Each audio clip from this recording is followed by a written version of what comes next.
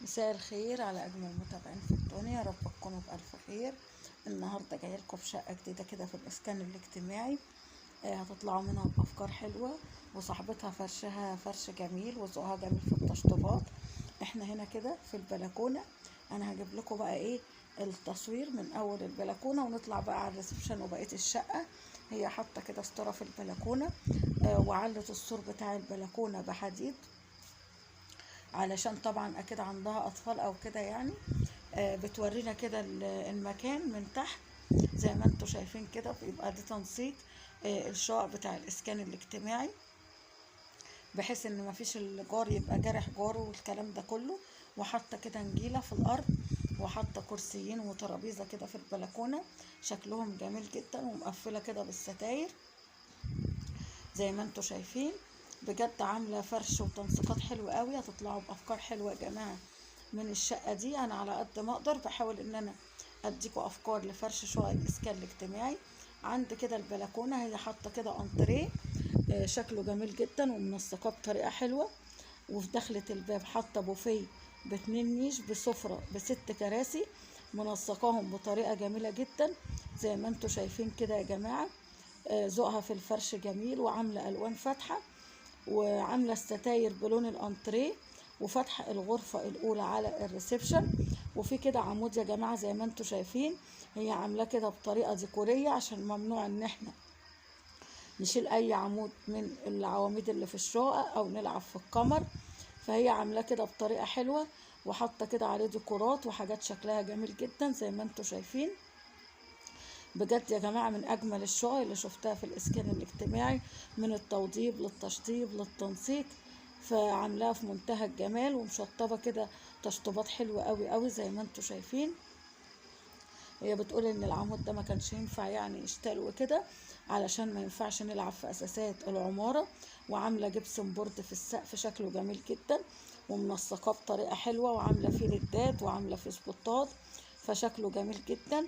هتطلعوا بافكار حلوة يا جماعة من الشقة دي. بصوا، عاملة كده جبسن بورد شكله جميل جدا في السقف، وعاملة فيه ديكورات حلوة اللي هي الطلعة الترندي الموضة زي ما انتوا شايفين كده. بجد ذوقها جميل جدا في الالوان وفي الاضاءه اللي هي عاملاها. طبعا يا جماعه انا بديكوا افكار لفرش شقق الاسكان الاجتماعي، كل واحد يا جماعه بيعمل حسب ذوقه وحسب امكانياته وحسب ظروفه. انا مجرد بديكوا افكار، انتوا بتاخدوا الافكار اللي هي تتناسب مع امكانياتكم وظروفكم. انا مجرد بس بديك الفكره، بتطلعي بقى من الشقه اللي انا بقدمها بفكره بفكرتين بثلاثه. المهم ان انا ايه بحاول افيدكم بفرش شقق الاسكان الاجتماعي. هي بتورينا الاضاءات اللي هي عاملاها، وعامله اضاءات برضو في الجنب كده اللي هي الخشبيه، فشكلها جميل جدا. وعامله ديكورات كده بسيطه وحلوه في الريسبشن زي ما انتم شايفين، وعامله الوان كده فاتحه. بجد ذوقها جميل جدا جدا، بحييها على الذوق الراقي ده زي ما انتم شايفين كده.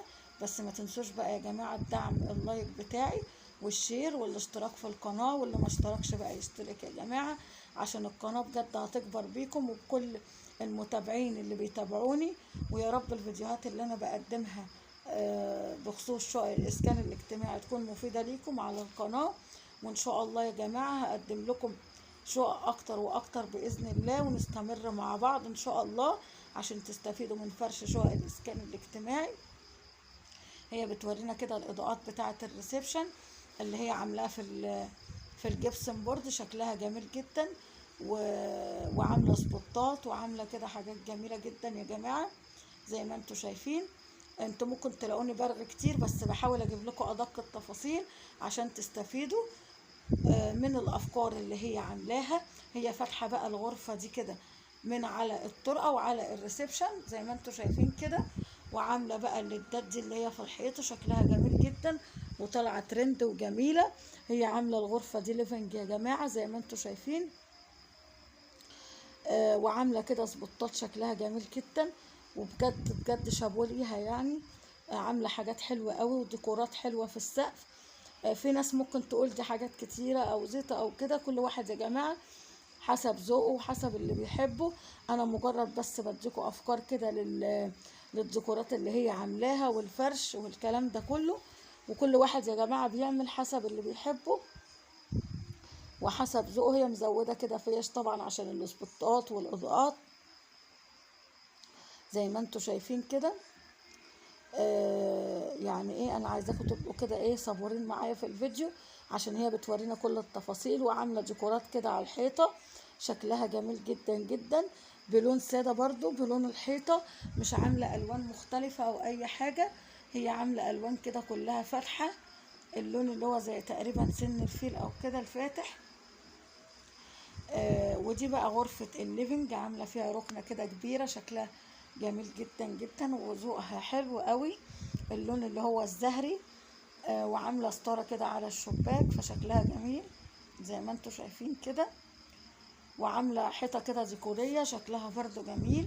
هي بتورينا برضو الحاجات اللي هي عاملاها، عامله كده ديكورات حلوه قوي في اوضه الليفينج، وحاطه شاشه، وعامله ديكورات بجد جميله جدا جدا زي ما انتوا شايفين. انا بحاول والله يا جماعه افيدكم بفرش شقق الاسكان الاجتماعي، عشان عارفه ان في ناس كتيره بتبقى محتاره، لان الشقق فعلا هي الغرف بتبقى يعني مش كبيره قوي، والريسبشن معقول والحمام والمطبخ كويسين، فالناس بتبقى محتاره بقى هتفرشها ازاي، هتوضبها ازاي، هتعمل ديكورات ايه. انا واحده من الناس كنت بدخل على اليوتيوب واقعد ادور، وكان لسه الموضوع مش منتشر زي دلوقتي كده يا جماعه، ما كانش لسه حد يعني ايه عمل قنوات كتير قوي يعني تخص شقق الاسكان الاجتماعي. فكنت بدور كده ايه زيكم ان انا اشوف بقى التنسيق التشطيب، عشان كنت بقى ساعتها بوضب شقتي وكده، فكنت بدخل اخد افكار، وكمان كنت بدخل اشوف ازاي استلم الشقه، العيوب اللي انا لو لقيتها في الشقه ما استلمهاش، الحاجات اللي هي لازم اساسيات اعملها في الشقه. في ناس بجد يا جماعه يعني مش شرط ان احنا نعمل كل التوضيبات مره واحده، في ناس بتاخد الشقق وتقعد على كده يا جماعه وبتشكر ربنا طبعا الحمد لله، ونشكر ربنا على كل حال. وفي ناس بتبقى معاها امكانيه ان هي بقى ايه تفور الشقه زي كده وتوضبها زي ما انتوا شايفين. وعامله كده شالت باب المطبخ وعامله ستاره على المطبخ كده، ستاره طبقتين، طبقه كده تقيله وطبقه خفيفه، وشالت طبعا باب المطبخ زي ما انتوا شايفين علشان يدي معاها وسع كده لدخلة المطبخ، وحاطه فيه كل الاجهزه بتاعتها. بجد عامله مطبخ جميل جدا ومنسق وشايل كل الاجهزه، وعامله كده جبسن بورد في الطرقه برضو. بصوا المطبخ يا جماعه شايل معاها الديسبرنسر بتاع الميه والغساله. هي بتورينا طبعا الستاره اللي هي عاملاها، بتقول يعني عشان لو ضيف جه او حاجه وقاعد مثلا في الليفنج او حد يعني، فيبقى المطبخ عندها يعني متداري وكده، هي ايه مش فاتحاه ولا امريكان ولا حاجه، هي بس شالت الباب ووسعت كده الحيطه بتاعت الباب، وحاطه كده مشايه طويله في الطرقه برضو شكلها جميل جدا. هي المطبخ بتاعها زي ما انتوا شفتوا واخد كل الاجهزه. بعد كده دي غرفه الاطفال جميله جدا جدا وذوقها راقي، حاطه كده سريرين تقريبا، السرير ده يا جماعه 90 او متر عشان في مساحه حلوه للحركه، وكل ما صغرنا في العفش يا جماعه كل ما ادانا وسع، لان انتوا عارفين الغرف بتاعه الاسكان الغرف الاطفال بتبقى 3 متر في 3 متر 35، وغرف النوم بتبقى 3 متر 35 في 3 متر 65. هنا عامله كده برضو غرفه النوم باللون الفاتح، وفيها اللون اللي هو الزهري ده جميل جدا لونه حلو قوي وراقي. وعامله دولاب كده بجرار، وحاطه كده كومود، وعامله حيطه كده ديكوريه. هي تقريبا عامله الشقه كلها جبسن بورد، وعامله حيطه كده ديكوريه شكلها جميل جدا زي ما انتوا شايفين. بجد يعني عامله غرفه اطفال جميله جدا وذوقها راقي وحلو. ما تنسوش بقى تدعموني باللايك الجامده بتاعتكم اللي هيشجعني، والتعليقات وكومنتاتكم الجميله اللي انا بستناها. وعامله كده جبسن بورد في السقف برضو شكله جميل جدا، وحاطه برضو ستارتين على الشباك، ستاره تقيله وستاره خفيفه. فعامله برضو سبوتات وعامله اضاءات كده في الليدات في السقف شكلها جميل. كل واحد يا جماعه بيعمل حسب ذوقه وحسب الحاجات اللي بيحبها. هي دي مجرد افكار، انا طبعا عندي في شقتي زي ما انتوا شفتوا كده، لو هتدخلوا على القناه وتراجعوا الفيديوهات عامله بس جبسن بورد في الريسبشن، وعامله في الطرقه كده اللي هو الفيوتك ده، وعامله بقى الحاجات اللي هي في النص وكده، لكن مش عامله جبسن بورد في الشقه كلها. كل واحد بيعمل حسب بقى مقدرته وامكانياته يا جماعه. انا مجرد بس بديكوا افكار. هنا ده كده باب البلكونه اللي هو الالمونتان. دي البلكونه يا جماعه الصغيره اللي بتبقى في الطرقه، هي مستغلياها برضو وحاطه فيها حاجات، حاطه فيها الديب فريزر والمكنسه، وحاطه فيها الاطباق والسلم، وعامله ارفف كده مستغليها للشامبو والمنظفات والكلام ده كله. فمستغليه البلكونه برضو استغلال كويس. في ناس مثلا بتحط فيها الغساله، في ناس بتحط بقى فيها الحاجات الزيادة عندها. يعني أنا عندي البلكونة حاطة فيها الحاجات بقى إيه اللي بنضف بيها، الحاجات الزيادة، الأنبوبة اللي هي الاستبن، الكلام ده كله. كل واحد حسب بقى إيه استخداماته في البيت. فالبلكونة دي بتنفع في كده. وفي ناس يا جماعة نماذج لو لقيتها إن شاء الله هنزلها لكم، بتفتح البلكونة دي تعملها حمام ضيوف، حمام كده صغير للضيوف، وبتقفلها بتقفيلة شيك كده وجميلة، وبتعملها حمام للضيوف. دي فكرة حلوة لو انت ما عندكيش بقى كراكيب او زحمة في الشقة او مش محتاجة البلكونة دي، ممكن تعمليها تستغليها حمام للضيوف. هتبقى فكرة حلوة قوي قوي. وتفتحي باب الحمام من غرفة النوم من الظهر كده بتاع باب الغرفة، فيبقى حمام خاص بك يعني في غرفة النوم. لو انت تحبي تعملي فكرة زي كده، يعني شفت كذا حد عاملها، فكرة جميلة جدا. انا بصراحة كنت هعملها، بس ساعة جيت اوضب وكده كانت لسه الامكانيات يعني مش سامحة. وفي نفس الوقت نفعني بقى في الحاجات الزيادة عندي في الشقة. هي مقفلة كده البلكونة بحديد، وعاملة كده ايه باب زي شباك كده، بحيث ان هنا المنطقة دي يا جماعة من البلكونة بتبقى فيها المواسير بتاعة الصرف، عشان لا قدر الله لو حصل اي حاجة وجبت سباك يقدر يفتح الشباك ده ويخش على المواسير يصلحها. فبتبقى سهلة بالنسبة ايه ان احنا نصلحها. لكن لو قفلناها كده خالص من غير شباك صعب جدا، عشان ده على المواسير يا جماعة، فبتبقى الدنيا صعبة. بعد كده هنخش بقى على غرفة النوم القمر الجميلة، بجد ذوقها راقي راقي راقي بطريقة جميلة جدا، وعاملة ألوان هادية وألوان فاتحة، وفرشاها بطريقة روعة روعة.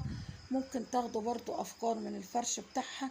هي هنا كده يا جماعة حاطة السرير تحت الشباك، وعاملة برضو جبسن بورد، وعاملة دولاب كده بجرار 3 ضلف شكله جميل جدا، وحاطة برضو ستارتين، واحدة تقيلة وواحدة خفيفة، فشكلها جميل جدا. وذوقها بجد راقي في الفرش وفي التنسيق. وعامله حيطه كده ديكوريه بورق الحائط، شكلها جميل جدا بجد يا جماعه.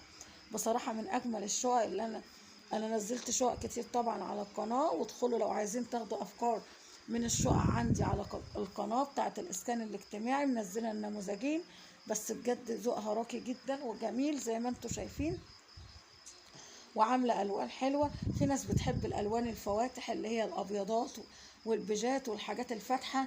في ناس بتحب بقى البنيات وكده زي حالاتي، انا بحب الالوان اللي هي البنيات. فكل العفش عندي، غرف الاطفال، الريسبشن، السفره، النيش، الكلام ده كله.